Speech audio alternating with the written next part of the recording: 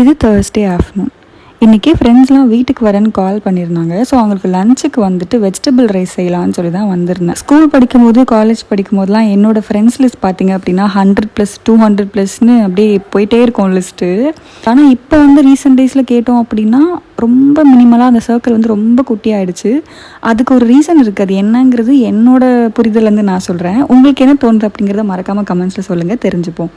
அப்போல்லாம் நம்ம யார்கிட்ட பழகினாலும் எல்லாரையுமே வந்து ஃப்ரெண்ட்ஸ் லிஸ்ட்டில் ஆட் பண்ணி இது என் ஃப்ரெண்டு அது என் ஃப்ரெண்டுன்னு சொல்லிட்டே இருப்போம்.